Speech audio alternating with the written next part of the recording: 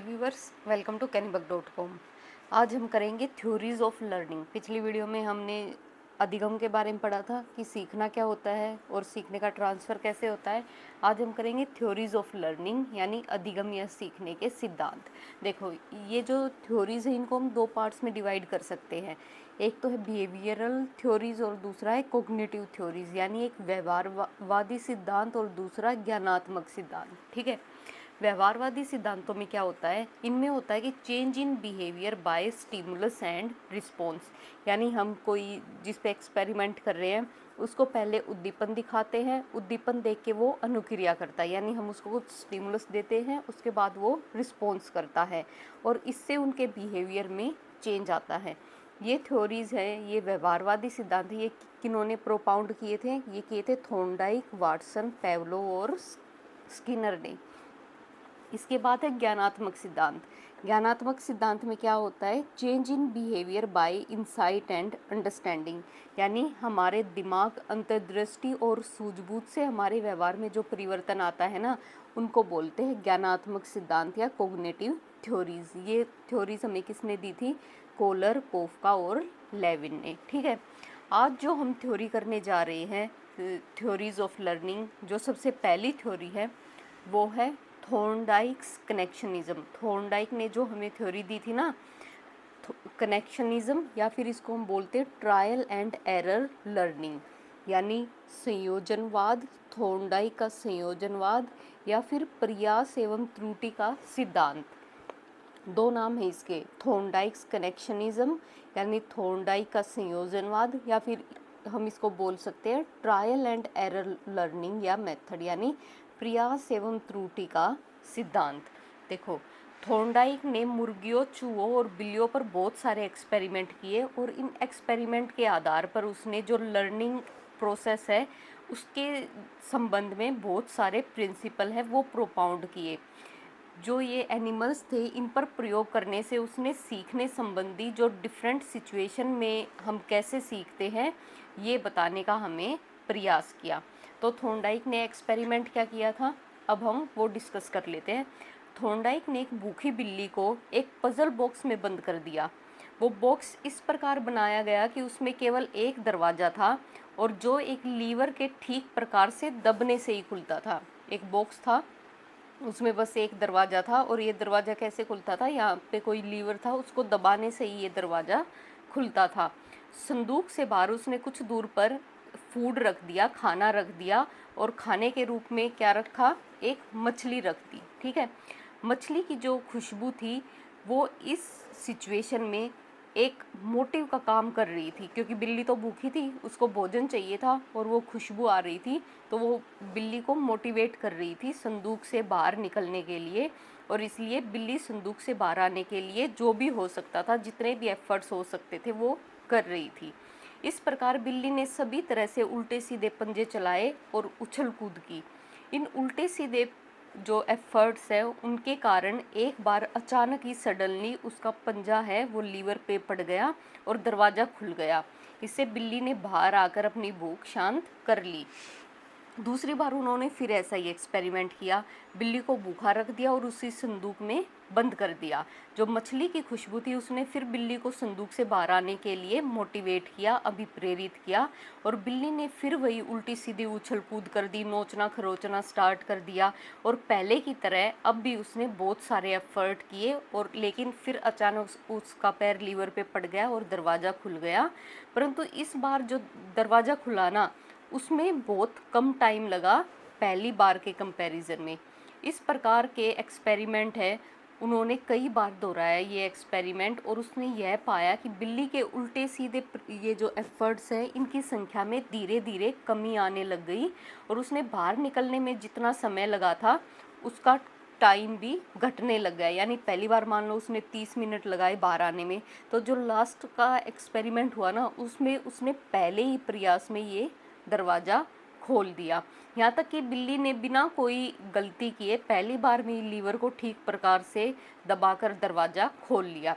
इस प्रकार हम कह सकते हैं कि एफर्ट करते करते, प्रयास करते करते बिल्ली दरवाज़ा खोलना क्या कर गई थी? सीख गई थी। ठीक है। ये तो था थॉर्नडाइक का एक्सपेरिमेंट कि उसने एक्सपेरिमेंट कैसे किया, एक्सपेरिमेंट किस पे किया, ठीक है, उसने बिल्ली पे एक्सपेरिमेंट किया। इसके बाद एक्सपेरिमेंट के बाद थॉर्नडाइक का कहना था कि कोई भी एनिमल हो या कोई भी ह्यूमन बीइंग हो, किसी भी काम को ट्रायल एंड एरर से सीखता है। यानी वो बहुत सारे ट्रायल करता है, बहुत सारी गलतियां करता है और अपनी गलतियों से ही बाद में वो सीखता है। प्रत्येक सीखने की सिचुएशन में जो ऑर्गेनिज्म होता है उसके सामने एक प्रॉब्लम रखी जाती है। वह उस प्रॉब्लम के सॉल्यूशन के लिए बहुत सारे अनुक्रियाएं यानी बहुत सारे एफर्ट करता है। इन एफर्ट्स में से जो सही एफर्ट होता है ना, सही रिस्पॉन्स होता है, प्राणी उसका सिलेक्शन कर लेता है और फिर बाद में यही रिस्पॉन्स है वो डिफरेंट टाइप की जो प्रॉब्लम आती है उसे सोल्व करने में लगाता है, ठीक है। और उसके बाद सही रिस्पॉन्स का सिलेक्शन हो जाता है और वो उससे कनेक्ट हो जाता है। देखो, जिसे हम सीखना कहते हैं। लर्निंग प्रोसेस है टू सब एक्टिविटीज़। जो सीखने की प्रोसेस है ना, उसकी दो सब एक्टिविटी हैं, एक है सिलेक्शन और दूसरा है कनेक्शन। सीखने की प्रक्रिया है, उसकी दो उपक्रियाएं हैं, चयन और संबंध। यानी जो हम चयन करते हैं, जो हम सिलेक्शन करते हैं, उसके द्वारा जो प्राणी है, उसके द्वारा कोई भी इंसान है, अनेक प्रकार के रिस्पॉन्सेज में से जो सही रिस्पॉन्स होता है ना, उनका चयन करता है, ठीक है। चयन किसका करता है? वो रिस्पॉन्स तो बहुत सारे देगा लेकिन सिर्फ उसी का सिलेक्शन करेगा जो उसे सही लगेगा और जिससे उसकी प्रॉब्लम सोल्व होगी। और बाद में वो संबंध स्थापित करता है। किससे संबंध स्थापित करता है? वो संबंध अपनी प्रॉब्लम के सॉल्यूशन से स्थापित करता है, ठीक है। जो भी उसने सिलेक्शन किया है उसका यूज़ वो अगर भविष्य में उसे कोई भी ऐसी समस्या आएगी तो उसको याद आ जाएगा कि हाँ, उस सिचुएशन में मैंने वैसा काम किया था और उससे मेरी प्रॉब्लम सोल्व हो गई थी, तो अब भी मुझे इस सिचुएशन में मुझे ऐसे ही उसी प्रॉब्लम को लेके आना है, उसी तरह से सोचना है। तो थॉर्नडाइक ने अपने सिद्धांत में जो सही रिस्पॉन्स है उसको डिफाइन करते हुए कहा है कि सही रिस्पॉन्स वह रिस्पॉन्स होता है जिसे करने के बाद इंसान को रीइंफोर्समेंट मिलती है, यानी पुनर्बलन मिलता है, यानी उसे अपनी प्रॉब्लम का सॉल्यूशन मिलता है। यही कारण है कि थॉर्नडाइक के सीखने का जो सिद्धांत था उसको हम स्टिमुलस रिस्पॉन्स रीइंफोर्समेंट थ्योरी भी कहते हैं, यानी उद्दीपन अनुक्रिया पुनर्बलन सिद्धांत भी कहते हैं। क्योंकि जब इंसान सही रिस्पॉन्स कर लेता है ना, तो बाद में जो एफर्ट्स हैं उनसे वो उस उद्दीपन को, स्टिमुलस को और उस रिस्पॉन्स को, इन दोनों के बीच में वो सही कनेक्शन स्थापित कर लेता है। जैसे देखो, बिल्ली को उद्दीपन दिया गया था कि उसे उससे बाहर निकलना है और उसके लिए उसको फूड दिया गया था। तो बिल्ली ने जो अनुक्रिया की, यानी वो उस बॉक्स से बाहर निकल आई। और उसे पुनर्बलन कैसे मिला? उसे पुनर्बलन मिला जब उसने वो खाना खा लिया। यानी इससे उसका जो व्यवहार था उसको ये पता चल गया कि हाँ भाई, वो सही डायरेक्शन में जा रही है, ठीक है। इसको बोलते हैं हम रीइंफोर्समेंट थ्योरी। तो थॉर्नडाइक ने जो थ्योरी दी हमें वो थी स्टिमुलस रिस्पॉन्स रीइंफोर्समेंट थ्योरी, यानी उद्दीपन अनुक्रिया पुनर्बलन सिद्धांत, ठीक है। थॉर्नडाइक ने इस तरह से अनेक एक्सपेरिमेंट किए जिनके आधार पर उन्होंने यह बताया कि सीखने की जो प्रोसेस है वह एक ग्रेजुअल प्रोसेस है, यानी एक क्रमिक प्रक्रिया है। इसमें स्टेप्स होते हैं, जो स्टेप्स हमें फॉलो करने होते हैं और ये स्टेप्स एक क्रम में होते हैं, यानी सीरियल नंबर में होते हैं। पहले हमें पहले ही स्टेप को फॉलो करना है। ये नहीं है कि हम पहले लास्ट वाले स्टेप को फॉलो करेंगे फिर फर्स्ट वाले स्टेप को, नहीं, हमें इनको सीरियल नंबर में ही फॉलो करना है। थॉर्नडाइक ने कहा कि बिल्ली ने सही रिस्पॉन्स धीरे धीरे कई ट्रायल में स्थापित किया और अनियमित अनुक्रियाएं थी उसकी, जो भी वो गलत काम कर रही थी, जो भी वो गलती कर रही थी, उनको धीरे धीरे बहुत सारे प्रयासों में छांटती गई और जो उसने वो किया, सही डिसीजन लिया, प्रॉब्लम का सॉल्यूशन था, जो उसकी समस्या का समाधान था, उसको उसने चुन लिया। थॉर्नडाइक ने ये भी कहा है कि हमें कोई भी सबूत नहीं मिलता जिससे हम यह कह सके कि बिल्ली ने सीखने के दौरान किसी भी तरह से अपने दिमाग का यूज़ किया या अपनी अंतर्दृष्टि या सूझबूझ का प्रयोग किया। ठीक है, बिल्ली ने सिर्फ किससे सीखा? बिल्ली ने ट्रायल एंड एरर से सीखा, यानी बहुत सारे प्रयास किए, उसने बहुत सारी गलतियाँ की, लेकिन फिर लास्ट में उसने एक सॉल्यूशन है वो पा ही लिया। अब आगे देखते हैं। आगे हमारा इस नियम के अनुसार सीखने की प्रक्रिया या लर्निंग प्रोसेस के स्टेप्स, यानी थॉर्नडाइक ने लर्निंग प्रोसेस के कौन कौन से स्टेप्स बताए हैं। देखो, लर्निंग प्रोसेस के स्टेप्स है ड्राइव एंड मोटिव, फिर गोल, फिर लक्ष्य प्राप्ति में बाधा, यानी जो लक्ष्य स्थापित किया था उसे पाने में बाधा आ रही है, फिर उल्टे सीधे प्रयत्न करेगा कोई भी इंसान, फिर संयोगवश उसे सफलता मिल जाएगी, फिर सही प्रयत्न का चुनाव करेगा और लास्ट में स्थिरता आ जाएगी। देखो, उसने एक्सपेरिमेंट किया, उससे समझने की कोशिश करते हैं हम, ऐसे समझ में नहीं आएगा। देखो, सबसे पहले है कि हमारे पास कोई भी मोटिव होता है, कोई भी ड्राइव या मोटिव होता है जिससे हम किसी काम को करना चाहते हैं।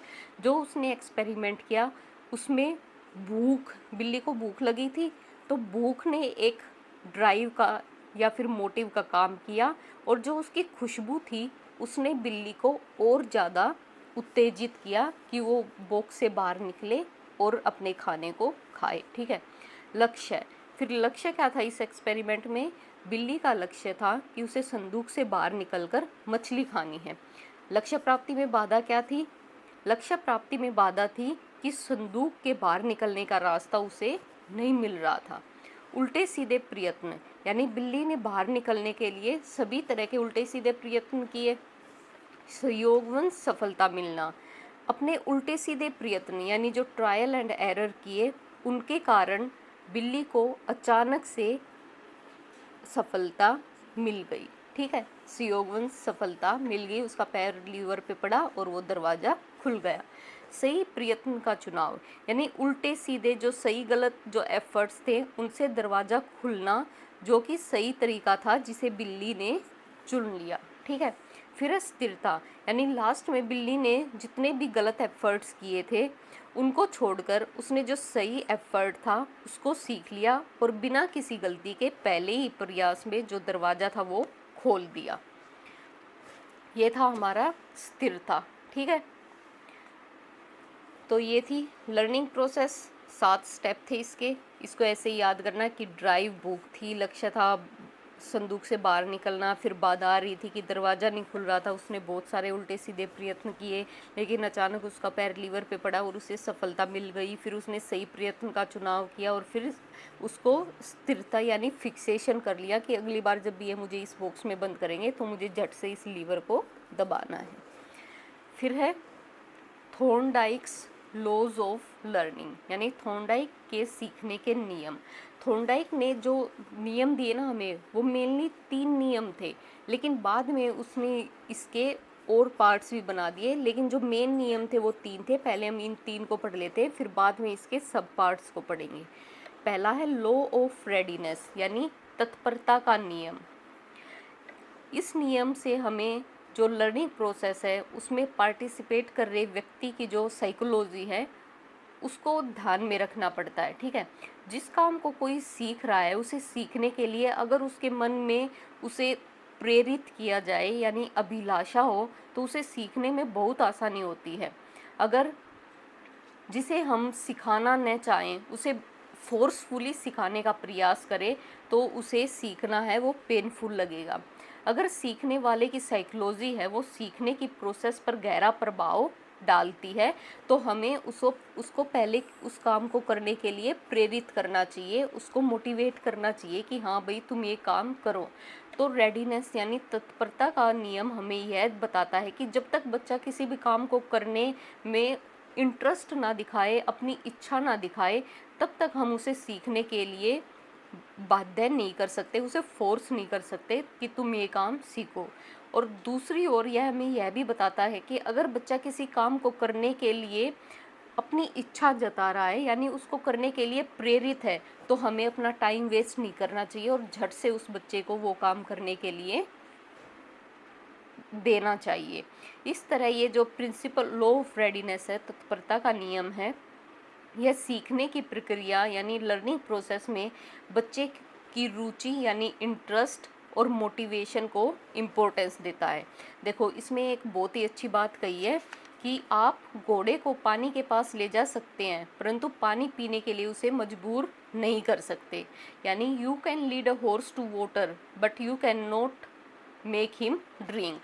यानी आप बच्चे को फोर्सफुली क्लास में बिठा तो सकते हो, लेकिन फोर्सफुली उसके दिमाग में कुछ भी भर नहीं सकते हो जब तक कि वो रेडी ना हो उस काम को करने के लिए। ये था लॉ ऑफ रेडीनेस, तत्परता का नियम। नेक्स्ट है लॉ ऑफ इफेक्ट यानी प्रभाव का नियम। प्रभाव का नियम क्या बोलता है कि सीखने के कारण बच्चे को जब सेटिस्फेक्शन मिलती है या फिर उसे इंटरेस्ट आता है, तो उस समय सीखने की जो प्रोसेस है वो बहुत अच्छी तरह से कंप्लीट हो सकती है। लेकिन इसके ऑपोजिट जब सीखने के कारण कोई बच्चे को सेटिस्फेक्शन नहीं मिलती बल्कि उसे दुख होता है, तब सीखने की जो प्रोसेस है उसमें एक बाधा आ जाती है, स्टैग्नेशन आ जाती है। ह्यूमन जो नेचर है वो ऐसा है कि जब हम अपने जो अच्छे अनुभव होते हैं ना, गुड एक्सपीरियंस होते हैं, जब हमें किसी काम को करने से सक्सेस मिलती है तो हम उस काम को याद रखना चाहते हैं। लेकिन जब हमें कोई भी बैड एक्सपीरियंस मिलते हैं या हम किसी काम को करने में फेल हो जाते हैं तो हम ऐसे एक्सपीरियंस को याद नहीं करना चाहते। इसलिए सीखने के कारण जो भी सुख दुख होते हैं, जो भी हमें सेटिस्फेक्शन होती है, उसका सीखने की प्रोसेस है उस पर बहुत ज़्यादा इफ़ेक्ट पड़ता है। हम यह भी कह सकते हैं, इसे हम दूसरे वर्ड्स में क्या कह सकते हैं कि जो लर्निंग प्रोसेस है उसमें रिवार्ड और पनिशमेंट का बहुत इम्पोर्टेंस है। ठीक है, बच्चे को सीखने में यदि उसे हम कोई रिवार्ड देते हैं या फिर उसकी हम तारीफ़ करते हैं तो उसे सीखने में मोटिवेशन मिलता है, वो मोटिवेटेड होता है। लेकिन इसके ऑपोजिट अगर हम किसी बच्चे को डांट देते हैं या फिर उस पर गुस्सा करते हैं तो वह उस काम को सीखने से कतराता है और उसमें इंटरेस्ट नहीं दिखाता है। तो इस इफ़ेक्ट का मतलब है कि हमें बच्चे को रिवार्ड और पनिशमेंट के द्वारा सिखाना चाहिए। प्रभाव का नियम कोई भी सिखाना तभी संभव हो सकता है जब हम उस काम को करने के बाद बच्चे को या तो रिवार्ड दे या पनिशमेंट दे। मेनली हम रिवार्ड पे ही कंसंट्रेशन करते हैं क्योंकि पनिशमेंट है ये नेगेटिव टर्म है और इससे बच्चे की जो लर्निंग प्रोसेस है उस पर एडवर्स इफेक्ट पड़ता है। ठीक है, नेक्स्ट है अभ्यास का नियम यानी लॉ ऑफ एक्सरसाइज। ये अभ्यास का नियम है, ये दो पार्ट में डिवाइड है, उपयोग का नियम और अनुपयोग का नियम। ठीक है, उपयोग का नियम क्या है? उपयोग का नियम हमें यह बताता है कि यदि सीखने की प्रोसेस को बार बार रिपीट किया जाए तो वह ज़्यादा इफ़ेक्टिव बनती है।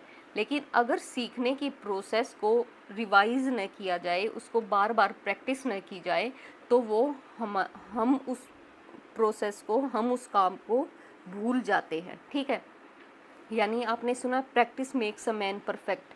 ये जो नियम है ना, ये इसी सेइंग पे बेस्ड है, practice makes a man perfect. ठीक है, यानी अगर आप प्रैक्टिस करते रहोगे तो वो आपका हो गया उपयोग का नियम, और अगर आप प्रैक्टिस नहीं करोगे, उस काम को भूल जाओगे, तो ये हो गया आपका अनुपयोग का नियम। यानी अगर हमें बच्चे को सही तरह से लर्निंग प्रोसेस में पार्टिसिपेट करवाना है तो हमें लगातार उससे प्रैक्टिस करवानी होगी। अगर हम प्रैक्टिस नहीं करवाएंगे तो वो उस काम को भूल जाएगा।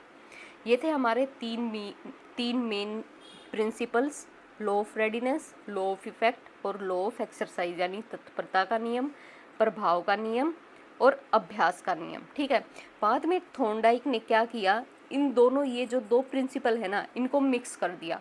थॉर्नडाइक ने कहा कि सीखने की जो प्रोसेस है उसमें हम बिना रिवार्ड और पनिशमेंट के, हम मात्र रिवीजन करने से, मात्र प्रैक्टिस करने से हमारा काम नहीं चलेगा। हम बच्चे को जब रिवार्ड देते हैं तो उसकी लर्निंग है वो बहुत ज़्यादा अधिक जो है वो बढ़ जाती है। ठीक है, बच्चा उस काम में बहुत इंटरेस्ट लेता है अगर हम उसे रिवार्ड देते हैं तो। सीखने की प्रोसेस में जो प्रैक्टिस है उसके साथ साथ अगर हमें अच्छे रिजल्ट चाहिए तो हमें बच्चों को पुरस्कार देने पर भी ध्यान देना पड़ेगा, यानी उनको रिवार्ड है वो लगातार देते रहना पड़ेगा अगर हम अपने जो बच्चे हैं उनको सीखने की प्रोसेस में इंटरेस्ट दिलाना चाहते हैं तो। ठीक है, इसके साथ ही अगर हम सीखने की प्रोसेस में जो पनिशमेंट है उसका सहारा लेते हैं तो बच्चे पर इसका एडवर्स इफेक्ट पड़ेगा, विपरीत असर पड़ेगा। ठीक है, ये था हमारा 3 नियम। अब आते हैं some other laws of learning given by Thorndike. Thorndike द्वारा सुझाए गए कुछ और नियम। थॉर्नडाइक ने फिर बाद में 4 और नियम बताए हमें, वो क्या क्या है। बहुरूपी अनुक्रिया का नियम यानी लॉ ऑफ मल्टीपल रिस्पॉन्स और वैरिड रिएक्शन। इस नियम के अकॉर्डिंग यह कहा गया कि जब कोई लर्नर है उसके सामने कोई नई समस्या पैदा होती है तो वह उस समस्या को सुलझाने के लिए अपने दिमाग में बहुत सारे आइडिया लेके आता है और वह कई बार इस प्रकार से उसे सोल्व करने में भी काबिल हो जाता है। इस तरह उसके जो बिहेवियर है उसमें बहुत सारे मल्टीपल रिस्पॉन्स होते रहते हैं और एक के बाद दूसरा जो तरीका है वो उस समस्या को सोल्व करने में तब तक प्रयोग में लाता रहता है, तब तक सोचता रहता है जब तक कि वो पूरी तरह से सक्सेसफुल नहीं हो जाए। यानी एक छोटा सा एग्जांपल लेते हैं, जैसे आपको अपना रिपोर्ट कार्ड मिला है, ठीक है, आपको रिपोर्ट कार्ड अपने मम्मी पापा को दिखाना है लेकिन आपके अच्छे मार्क्स नहीं आए हैं, तो आप सोच रहे हो कि कैसे दिखाएं मम्मी पापा को रिपोर्ट कार्ड जिससे हमें मार है वो कम पड़े। ठीक है, तो आपके दिमाग में बहुत सारे आइडियाज़ आते हैं कि नहीं, जब मम्मी रिलैक्स होगी तब दिखाएंगे, जब मम्मी खाना बना रही होगी तब दिखाएंगे। तो आप ऐसे बहुत सारी अनुक्रिया, बहुत सारे रिस्पॉन्स और रिएक्शन देते रहते हो, लेकिन फिर बाद में सेलेक्ट कौन सा करते हो जिसमें आप कंफर्टेबल होते हो, जो आपको सुटेबल लगता है। ठीक है, फिर है तत्परता और अभिव्यक्ति का नियम यानी law of set and attitude. इसमें कहा गया है कि जो लर्नर होता है वो एक काम को उस समय तक ठीक तरह से नहीं सीख पाता जब तक कि उस काम को करने के बारे में उसका जो एटीट्यूड है वो परफेक्ट ना हो और उसकी जो अभिव्यक्ति है यानी वो उस काम को करने के लिए रेडी ना हो। ये जो लॉ ऑफ रेडीनेस किया था ना, ये उसके सिमिलर है। फिर नेक्स्ट है समानता का नियम, लॉ ऑफ एनालॉजी। इस नियम के अनुसार अगर किसी पर्सन को कोई न्यू सिचुएशन में अपना रिस्पॉन्स देखना है तो वो अपने जो उसके पूर्व अनुभव है ना उनकी हेल्प लेगा, वो उसकी प्रीवियस नॉलेज है उसकी हेल्प से अपनी जो नई प्रॉब्लम है उसको सॉल्व करने में हेल्प लेगा। फिर वो दोनों का कंपैरिजन करेगा और कंपैरिजन करने पे वो पाता है कि जो न्यू सिचुएशन है ना, न्यू प्रॉब्लम है, वह जो पुरानी प्रॉब्लम है उन दोनों में कितनी सिमिलैरिटी है।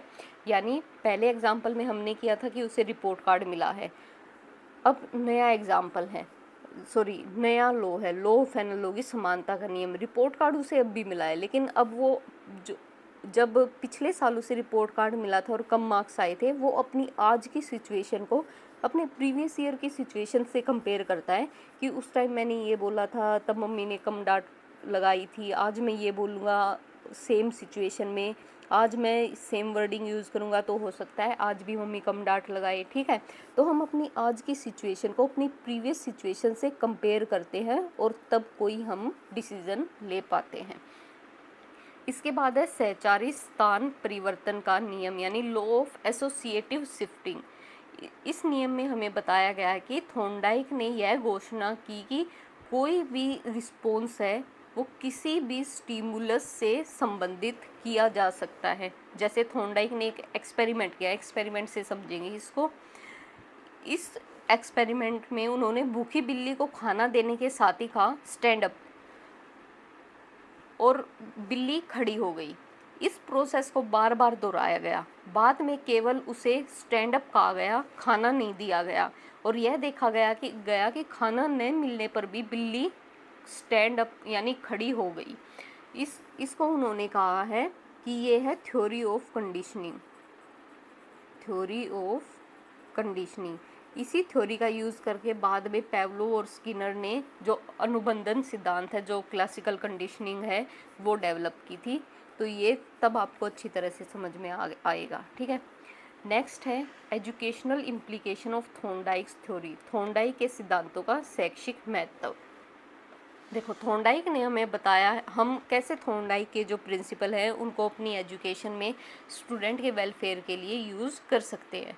थॉर्नडाइक ने बताया कि पशु जो एनिमल्स और जो बर्ड्स है वही नहीं बल्कि ह्यूमन है, उनमें भी जो जो ये लर्निंग प्रोसेस है वो बार बार एफर्ट्स करने और बार बार ट्रायल एंड एरर करने से ही आगे बढ़ती है।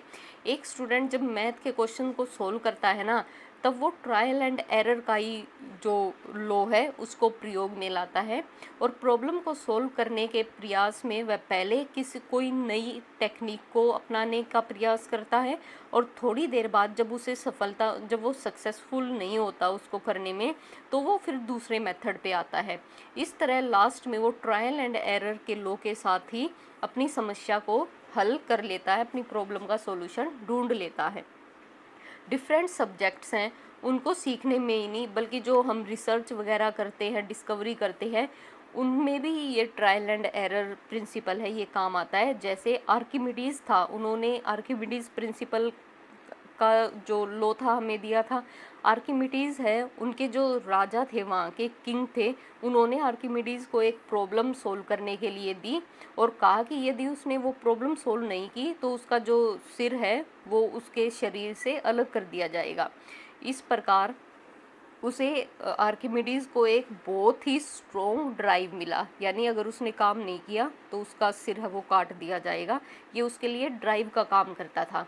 जो प्रॉब्लम थी वो बहुत डीप थी और बहुत डिफ़िकल्ट थी। उसने जो सॉल्यूशन है उसके लिए बहुत सोचा और बहुत एक्सपेरिमेंट किए। इन जो एफर्ट्स थे, जो उसने इतने एफर्ट्स लगाए, उनमें से अचानक ही एक जब वो नहा रहा था तब सक्सेसफुल हो गया, सफल हो गया। इस प्रकार उसने बहुत सारे उल्टे सीधे एफर्ट्स किए और बहुत सारी गलतियां की और उन सभी गलतियों से वो लास्ट में अपने सफलता तक पहुंचा, यानी उसने प्रॉब्लम का सॉल्यूशन मिल गया। इस सक्सेस के बेस पर ही उसने वो जो एक्सपेरिमेंट था उसका नाम क्या रख दिया, आर्किमिडीज प्रिंसिपल। ठीक है, फिर आगे क्या है, अब ये देख लेते हैं कि उसका शैक्षिक महत्व यानी एजुकेशन में हम उनको कैसे इम्प्लीमेंट कर सकते हैं। स्टिमुलस एंड रिस्पॉन्स, उद्दीपन व अनुक्रिया, यानी टीचर को इस बात को समझना चाहिए कि जो उसके स्टूडेंट्स हैं उन्हें कौन कौन सी बात याद रखनी चाहिए। जिन बातों को याद रखना है उसके लिए तो टीचर उनको स्ट्रोंग उद्दीपन दे सकता है, उनको बार बार रिवाइज करवा सकता है, उनको प्रैक्टिस करवा सकता है, उनको जो रिवार्ड है वो दे सकता है। और जिन सब्जेक्ट को टीचर चाहता है कि स्टूडेंट भूल जाए, जिन गलत बातों को टीचर भुलाना चाहता है, उनके लिए टीचर उसकी निंदा कर सकता है, यानी उसको डांट सकता है, उसको पनिशमेंट दे सकता है। ठीक है, तो रिवार्ड और पनिशमेंट का थॉर्नडाइक ने कहा कि हमें अपनी एजुकेशन में यूज़ करना चाहिए। फिर अब बच्चों को सीखने के लिए तैयार करना, यानी बच्चों को सबसे पहले सीखने के लिए तैयार करना चाहिए। जिस बात को बच्चा सीखना चाहता है और जिसमें उसका इंटरेस्ट है, सबसे पहले बच्चों को वही चीज़ें सिखाई जानी चाहिए। इससे करने से बच्चा है वो मोटिवेटेड रहता है। फिर प्रीवियस नॉलेज एंड एक्सपीरियंस, यानी पूर्व ज्ञान और अनुभव। कोई भी नई बात सिखाने के से पहले जो कुछ भी सीखा जाता है या फिर जो हमारे एक्सपीरियंस होते हैं वे एक बेस का काम करते हैं। यानी जो टीचर है वो अपने स्टूडेंट की जो प्रीवियस नॉलेज है और जो उनके एक्सपीरियंस है उनका प्रयोग अपनी जो एजुकेशन है उसमें कर सकता है। एक सिचुएशन में जो कुछ भी सीख लिया जाता है उसे दूसरी सिचुएशन में ट्रांसफ़र करने में भी टीचर की बहुत हेल्प हो जाती है। ठीक है, तो प्रीवियस नॉलेज देखनी चाहिए कि स्टूडेंट की क्या है और उनके एक्सपीरियंस क्या है। इन दोनों का फ़ायदा टीचर को अपनी पढ़ाई में उठाना चाहिए। फिर अब मोटिवेशन यानी अभिप्रेरणा, बच्चे को अपना काम अपने आप करने के लिए हमें मोटिवेट करना चाहिए। जो भी प्रॉब्लम है उसका सॉल्यूशन एकदम बच्चों के सामने नहीं रख देना चाहिए, बल्कि बच्चे को मोटिवेट करना चाहिए कि वे खुद अपनी जो प्रॉब्लम है उसको सोल्व करें। इसके द्वारा बच्चा जितने भी एफर्ट्स हो सकते हैं वो लगाएगा, फिर मिस्टेक भी करेगा, लेकिन लास्ट में वो अपनी प्रॉब्लम का सॉल्यूशन ढूंढने में कामयाब हो जाएगा। और अगर वो सॉल्यूशन ढूंढने में कामयाब हो गया तो वो मोटिवेटेड फील करेगा और पढ़ाई में इंटरेस्ट भी लेगा। ठीक है, तो ये थी educational implication of Thorndike's theory, यानी थॉर्नडाइक के सिद्धांतों का शैक्षिक महत्व। अब ये तो हमने सब कुछ पढ़ लिया, लेकिन थॉर्नडाइक का ये सिद्धांत है, इसमें कुछ कमियां भी थी, इसकी डिमेरिट्स भी थी। वो डिमेरिट्स क्या थी? डिमेरिट थी कि जो ये सीखने का सिद्धांत थॉर्नडाइक ने दिया है, ये इतना मतलब इतना अच्छा नहीं है, क्योंकि ये इंसान को एक रोबोट बना देता है, एक मशीन बना देता है। क्यों? क्योंकि यह सिद्धांत जो लर्निंग प्रोसेस है उसमें बिना सोचे समझे अंधेरे में इधर उधर हाथ मारने और उल जलूल जो भी काम करने होते हैं उनको जन्म देता है, जो कि ठीक नहीं है। मनुष्य है, उसके पास दिमाग है, वो सोच सकता है, इंसाइट कर सकता है। उस अगर वो ऐसे ही उल जलूल प्रयास करता रहेगा, अपने दिमाग का प्रयोग नहीं करेगा, बार बार डिफरेंट मेथड्स यूज़ करता रहेगा, तो उसमें और जो जानवर है उसमें क्या फ़र्क रह जाएगा? हम जंगल के शेर को भी सर्कस में ट्रेन करके उसे सर्कस में ले आते हैं, यानी बार बार उससे प्रैक्टिस करवाते हैं, उसको एक्सपर्ट बना देते हैं। तो फिर ह्यूमन तो चीज़ ही क्या है, उसके पास तो ब्रेन भी है, तो वो अपने ब्रेन से ज़्यादा अच्छी तरह से सीख सकता है, बजाय बार बार उसी काम को दोहराने से और एक रोबोट बनने से। ठीक है, तो ये उसकी सबसे बड़ी डिमेरिट थी कि वो ह्यूमन को रोबोट बनाने में बिलीव करता है कि बार बार एक ही काम करो, उसको बार बार प्रैक्टिस करते रहो। ठीक है, यहाँ पे हमारा ये लॉ है, ये ख़त्म होता है। आज हमने किया है थॉर्नडाइक्स कनेक्शनिज्म, यानी ट्रायल एंड एरर लर्निंग। अगर आपको वीडियो पसंद आई हो तो लाइक शेयर सब्सक्राइब करें, और अगर आपको जॉब्स के बारे में कोई भी लेटेस्ट जॉब के बारे में इंफॉर्मेशन चाहिए तो आप हमारी वेबसाइट www.kenibug.com पे विज़िट कर सकते हो। Thank you.